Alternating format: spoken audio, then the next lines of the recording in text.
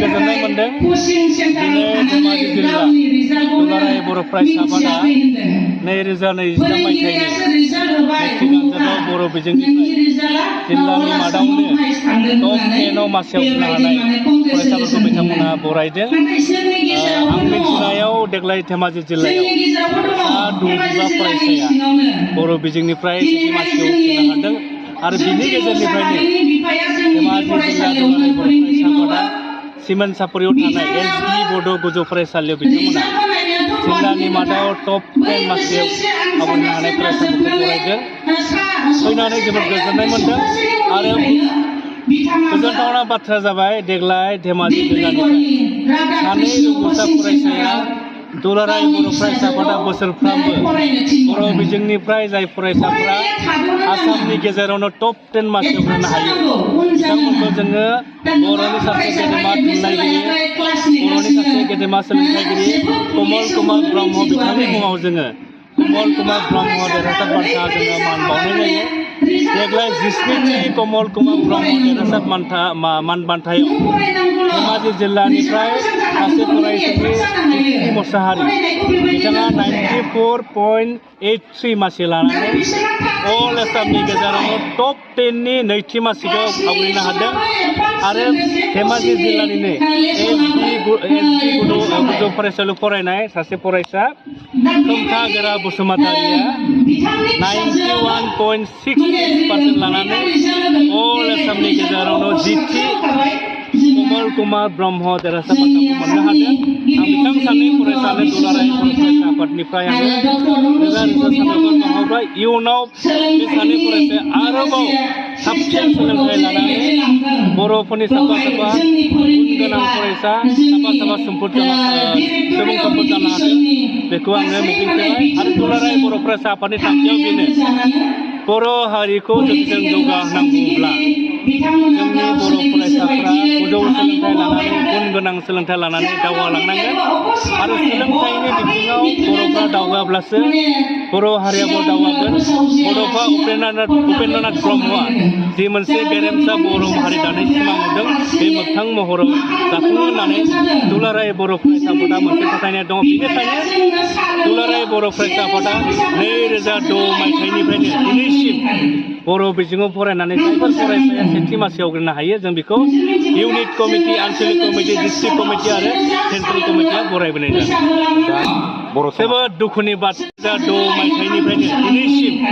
बर' बिजोङाव फरायनानै जायफोर फरायसाया सेथि मासियाव आवग्रिनो हायो जों बेखौ इउनिट कमिटि आनसलिक कमिटि डिस्ट्रिक्ट कमिटि आरो सेन्ट्रेल कमिटिया बरायबोनाय जादों। जोबोद दुखुनि बाथ्रा दुलाराय बर' फरायसा आफादा मोनसे मावथांखि लादों।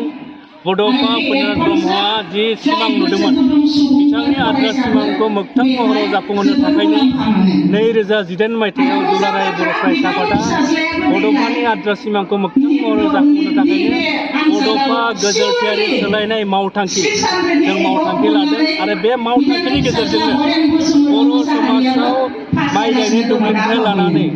सोलोंथाइसिम बर' हारिया दावगानांगौब्ला जोङो मोनफ्रोमबो बिथिङाव जों दावगानांगोन आरो बिनि अनगायैबो जों नुदों माखासे जोंनि बर' लाइमोनफ्रा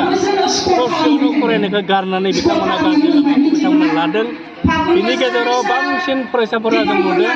फरायसालि नागारनानै ड्राग्स जौ जुवा बेखौ जों गिबियावनो दिनैनि बे फराय फोरबोआव जोंनि मिडिया बिथांमोन आरो फरायसा बिथांमोनखौ आङो साबायखर बावहरबाय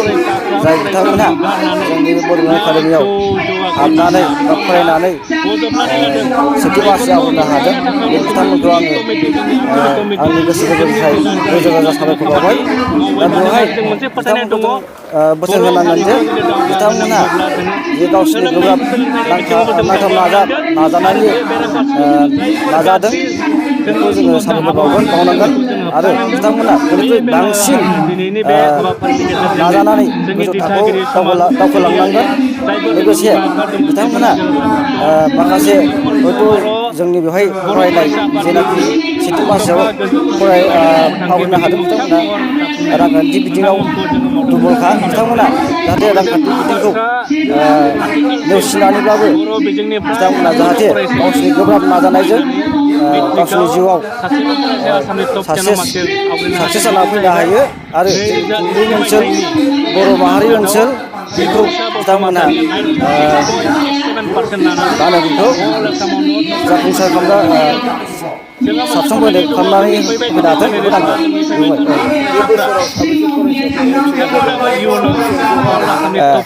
बेवहायथ' मथा मथि 10 सामोन जोंनि बड'लेण्ड एकाडेमियाव 10 साबो मथा मथि सेथि मासियाव होननानै पास जानो हादों दा बिथांमोननि फारसेखौ आङो बावबाय दसमना दा सासेया दङ जाहैबाय 92% मोनखादों औ जोंनि मेरि एबसुनि माबायाव टप 10आवबो गाखोफादों बिथाङा बे जाहैबाय गोरोबथा मोसाहारि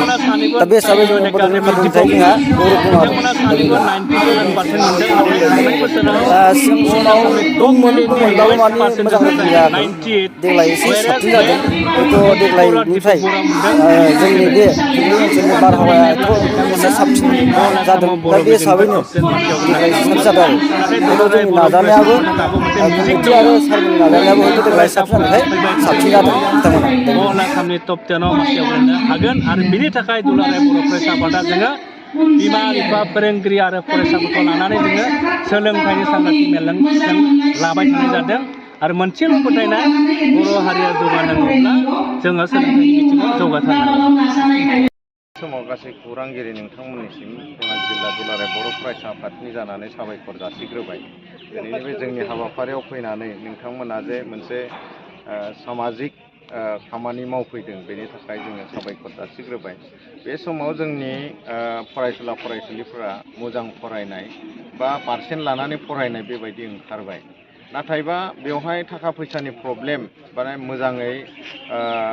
सोलोंथाइ लानो हायाखै बा मोजां कलेजफोराव IITफोराव जोङो रां रुफानि जेंनानि थाखाय लानो हायाखै बेखौ सानद्रायोबा जोङो साक्सेस जानो हानाय नङा। मानोना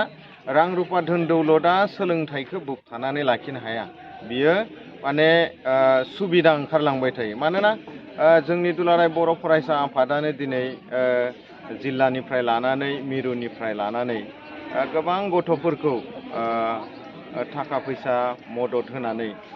गोबां बेबायदिनो उसुबिदाफोरखौ सुबिदा खालामना होनानै सोलोंथाइ लाहोगासिनो दङ आरो एसेबां माने रां रुफानि थाखाय गोजौ सोलोंथाइ लानो हायि बेबायदिखौ जोङो एसेबां नुनानै मोनाखै बेखौ बुंथिगोन। आरो दिनैनि बेलायाव जोङो 2006 मायथाइनिफ्रायनो जिहेतु सोलोंथाइनि सायाव खामानि मावबोगासिनो दं दुलाराय बर' फरायसा आफादा। बे दुलाराय बर' फरायसा आफादजों लोगोसे धेमाजि जिल्ला दुलाराय बर' फरायसा आफादाबो बे ओनसोलनि सिङाव थानाय दख'राफोरखौ लाफानानै जिल्लाया खामानि मावबोगासिनो दङ आरो दिनैबो नैबे 2023 मायथाइनि जोबथा HSLC आनजादाव जोंनि जिल्लानि सिङाव 10 सारिसिम मोननाय गासै फरायसुला फरायसुलिफोरखौ मान बावनायजों लोगोसे बिसोरखौ माखासे मा होनो बेखौ जोङो बोसोन होनाय आरो थुलुंगा होनाय बे रोखोमै जोङो मिरु दुलाराय बर' फरायसा आफादनि लोगो गाहाय नेहाथारि लोगोसे जोंनिनो सुबुं फोनांजाब नेहाथारि आरोबाव सासे नेहाथारि बिथांमोनखौ लानानै दिनै मटिभेट खालामदों जोङो। बेवहाय लोगोसे जोंनि सिमेन्ट सापरि ओनसोलनि गोरों गोरा समाज दैदेनगिरि